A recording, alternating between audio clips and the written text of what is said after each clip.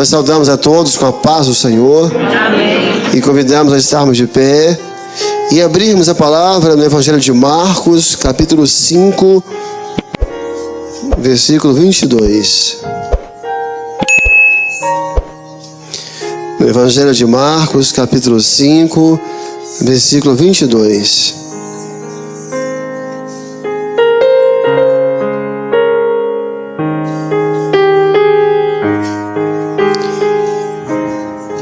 Versículo 21, para facilitar a compreensão. E passando Jesus outra vez num barco para o outro lado, ajuntou-se a ele uma grande multidão. E ele estava ali junto ao mar. E eis que chegou um dos principais da sinagoga, por nome Jairo, e vendo-o, prostrou-se aos seus pés e rogava-lhe muito, dizendo: minha filha está à morte. Rogo-te que venhas e lhe imponhas as mãos, para que sare e viva. E foi ele e seguiu uma grande multidão que o apertava. E certa mulher, que havia 12 anos, tinha um fluxo de sangue, e que havia padecido muito com muitos médicos, e desperdiçando tudo quanto tinha, nada lhe aproveitando isso, antes indo a pior. Ouvindo falar de Jesus, veio por detrás entre a multidão e tocou na sua veste, porque dizia: se tão somente tocar nas suas vestes, sararei. E logo se lhe secou a fonte do seu sangue, e sentiu no seu corpo estar já curado daquele mal. Versículo 35. Estando ele ainda falando, chegaram alguns do principal da sinagoga, a quem disseram: a tua filha já está morta, para que enfadas mais o mestre? E Jesus, ouvindo essas palavras, disse ao principal da sinagoga: não temas, crê somente. Não temas, crê somente. Louvado seja o Senhor. Assentados.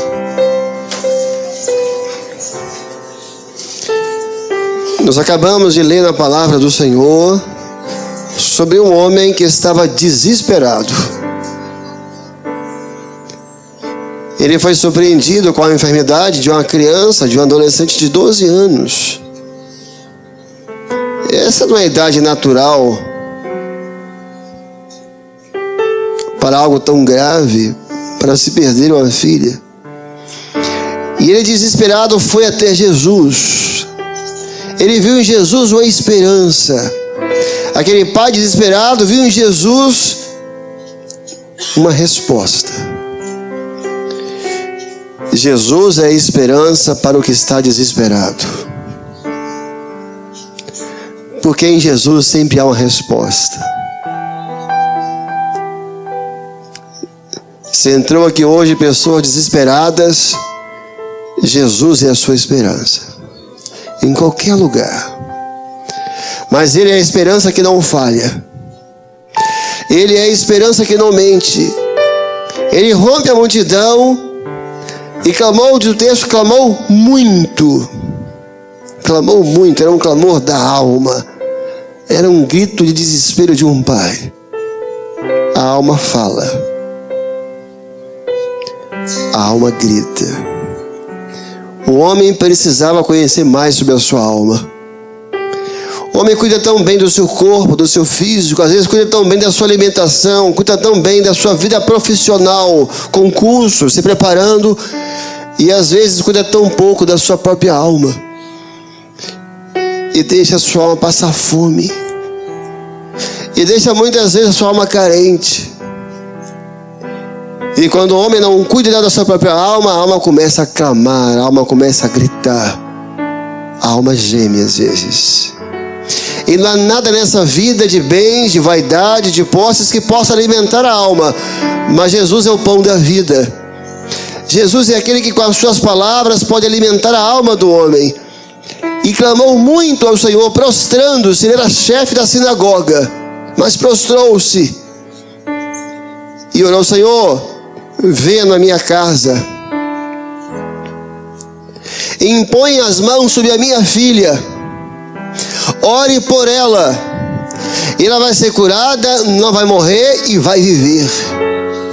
Veja que estava nele o ímpeto de ser chefe. Ele era chefe da sinagoga, então ele estava acostumado a mandar, mas ele ainda não sabia quem era Jesus.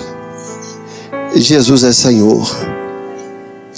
Jesus não é o nosso servo. Jesus não é o nosso empregado. Mas era o ímpeto dele de ser chefe, de acostumar a dar comando, a de dar ordens, a de mandar. Senhor, ele determinou exatamente como ele queria que a filha fosse curada. Que tu entres, venha comigo, entres em minha casa, impõe as mãos. Eu quero que o Senhor ore com imposição de mãos. Jesus pode curar como ele quiser, aonde ele quiser, da forma que ele quiser, porque ele é Senhor. O que importa é que ele vai curar. Às vezes nós somos um Jairo. Nós queremos determinar como o Senhor vai operar na nossa vida. Eu quero que o Senhor faça isso. Eu quero que seja assim, eu quero casar desse jeito, assim. Eu quero uma pessoa assim. Não. Confia no Senhor. Só peça, porque tudo que Ele faz é sempre o melhor. Você não precisa ensinar para Ele, Ele que vai te ensinar. Jesus não é o nosso servo, Ele é o Senhor da igreja. Bastava dizer: Senhor, venha conosco, e não determinar, dar ordens. Há um evangelho que ensina que você vai à frente fazendo tudo, e Ele vai atrás abençoando. Ele não é o nosso escravo. Ele é o Senhor da igreja. Ele é o abençoador. Mas Jesus falou assim: eu irei. E foi. E agora Jairo e Jesus começaram a andar juntos. Agora Jairo e Jesus andavam juntos como dois bons amigos. Ande com Jesus. E agora Jesus estava indo em direção à casa dele. Dois não podem andar juntos se não estiverem de acordo. Jairo queria a bênção e Jesus queria abençoar. O Senhor está de acordo com você hoje. Você quer um socorro e Jesus quer te socorrer. Você está triste e Ele quer te dar alegria. O seu lar está desabando, Ele quer restaurar o seu lar. Ande junto com Jesus. E Enoque andou com Deus. Quando você anda com alguém, você vai se aproximar de alguma coisa e vai se afastar de algo. Quando você começa a caminhar, você vai se afastando de algo. Quando você começa a andar com Jesus, você vai se afastar daquilo que te fere e vai se aproximar da eternidade. Agora Jairo e Jesus começaram a andar juntos. Mas Jesus não disse a Jairo como ia fazer, como ia curar, se iria curar. Eu irei contigo. E foi. E agora Jairo caminhando com Jesus, não sei quantas coisas deviam passar no seu coração. Será que Ele vai curar? Será que vai curar como? Às vezes ficamos pensando: como é que o Senhor vai operar? Jairo não tinha ideia o que o Senhor ia fazer, mas tinha uma certeza: Jesus estava caminhando com ele e indo para a casa dele. Jairo precisava confiar em Jesus. Eu não sei o que Ele vai fazer, mas Ele está indo. Eu não sei se vai curar, se não vai, mas Ele está do meu lado. Você tem o seu problema, se o Senhor vai curar, não vai curar, se vai abrir a porta, se não vai, mas sabe, Ele está andando com você, Ele está do seu lado. Confia no Senhor. Diga no seu coração: Senhor, eu confiarei em Ti, porque eu sei que o Senhor está do meu lado, o Senhor está andando comigo. Eu não sei o que o Senhor vai fazer na minha vida, mas eu sei que Ele está do meu lado. Eu não sei o que Ele vai fazer na sua vida, mas eu sei, Ele está indo para a sua casa, Ele está indo cumprir a palavra dEle. E no meio do caminho, aquela caminhada é interrompida. Qual hora a distância daquele ponto de encontro entre Jairo e a casa de Jairo. A Bíblia não fala 30 minutos, 20 minutos, 40 minutos. Mas para um pai desesperado, 40 minutos ia ser semana, meses ou anos. Cada segundo ia parecer uma eternidade. No momento em que Jesus aceita a oração dele, até o momento da cura, tinha uma jornada. Do momento em que a sua oração é ouvida pelo Senhor, até o momento que Ele vai curar, abençoar, você tem que caminhar com Ele. Você tem que confiar nele. Você tem que saber assim, eu não sei o que Ele vai fazer, mas Ele é bom, mas Ele é fiel, mas Ele é amigo. Eu não sei o que Ele vai fazer, mas Ele está indo, Ele está se movendo em meu favor, Ele está do meu lado. Confia em Jesus, confia em Jesus, porque Ele não vai falhar. Agora vem uma mulher com um fluxo de sangue, uma hemorragia. Há 12 anos ela estava sangrando. Há 12 anos. Há quanto tempo a sua alma está sangrando? Ela tinha uma hemorragia no seu físico. Há 12 anos sangrava. Mas às vezes é na alma. Às vezes a alma está sangrando. E ela procurou todos os médicos, gastou todas as coisas, porque a alma só tem um. Jesus é o médico da alma. E Jesus tem mãos que podem tocar na alma, onde ninguém pode. E se ela tinha hemorragia, há 12 anos, perdendo sangue, estava, por certo, anêmica, fraca. Porque a perda de sangue traz fraqueza.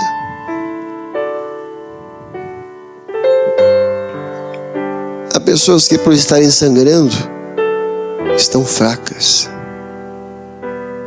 Já não tem mais forças, talvez para mais uma semana de casamento. E não tem mais forças com esse menino, que é o seu filho. Nunca desista do seu filho. Uma boa mãe nunca desiste do filho. Ela estava agora sangrando, fraca, mas ela viu em Jesus uma esperança, foi por detrás, tocou por detrás, na hora do vestido, e ela foi curada. Um toque. E o Senhor quer que você saiba que as suas lágrimas estão tocando em Jesus. Que o seu desespero tocou em Jesus. Que o clamor da sua alma tocou em Jesus, e dele está saindo graça sobre você agora. A graça dele está vindo sobre você. Ela foi curada naquele instante. Porque no Velho Testamento dizia que uma mulher com fluxo de sangue, ao ser curada, devia mergulhar no rio de águas vivas. Então ela entendeu que Jesus era um rio de águas vivas. Um rio de águas vivas é um rio de águas correntes. Alguém com fluxo de sangue devia, ao ser curada por Deus, entrar, se banhar, mergulhar em um rio de águas vivas, e as águas levavam o seu fluxo e ela saía curada. Mergulhe em Jesus hoje. Jesus é um rio de águas vivas, e essas águas estão passando aqui hoje. Quando o homem ele entra nesse rio, ele mergulha nesse rio, essas águas levam a mágoa, levam o rancor, levam a tristeza, e você vai sair curado. Se ela conhecia o Antigo Testamento, ela entendeu, ele é um rio de águas vivas. Eu tenho um fluxo, eu vou mergulhar nele, eu vou tocar nele. E as águas de Jesus levaram a sua dor. Não fique olhando para esse rio. Não coloque só o pé. Entre nessas águas. As águas de Jesus são águas de amor. São águas que limpam. Você já se banhou no rio? Você pode estar sujo. Você entra, a própria correnteza ajuda, né? O rio vai te limpando.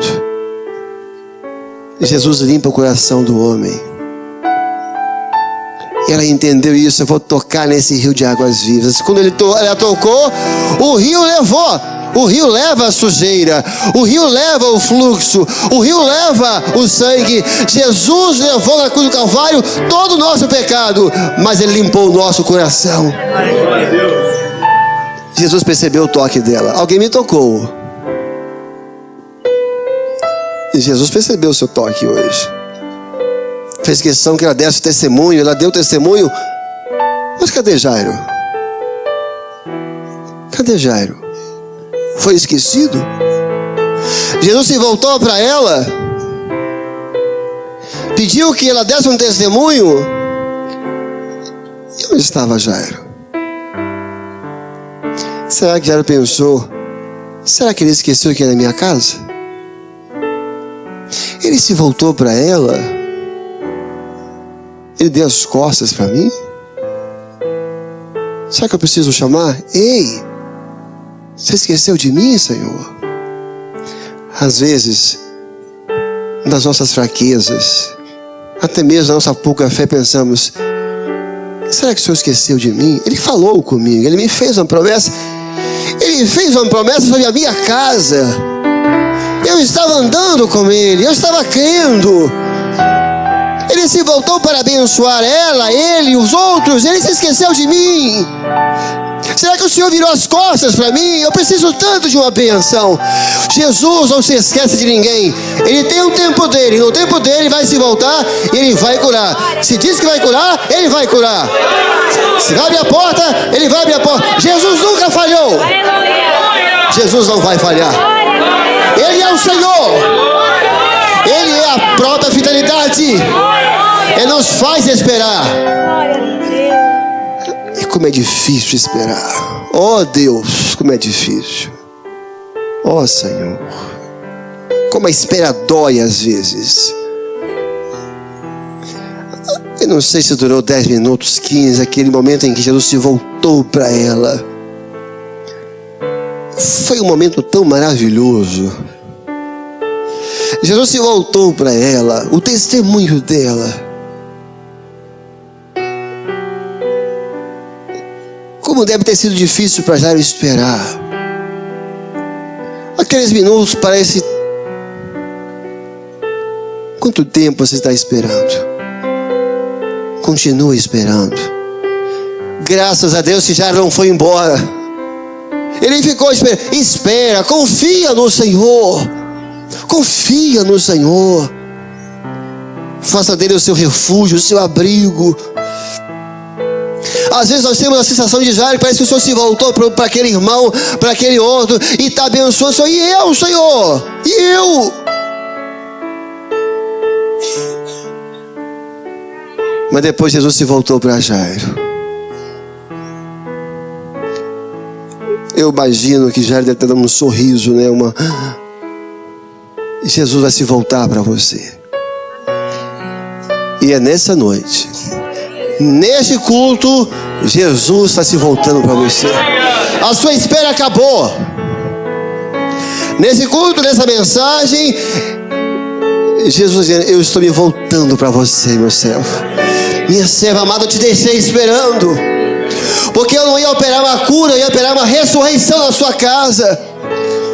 Já achou que Jesus ia operar uma cura? Não, era uma ressurreição, uma operação muito maior. E Jesus guardou piorar a situação, para mostrar ainda mais a glória dele. Agora Jesus se volta. Como disse a Jairo: vamos. Não sei quanto tempo você esperou, mas continue esperando. Porque vai haver um dia em que Jesus vai se voltar para você. E esse vai ser o dia em que a profecia vai se cumprir.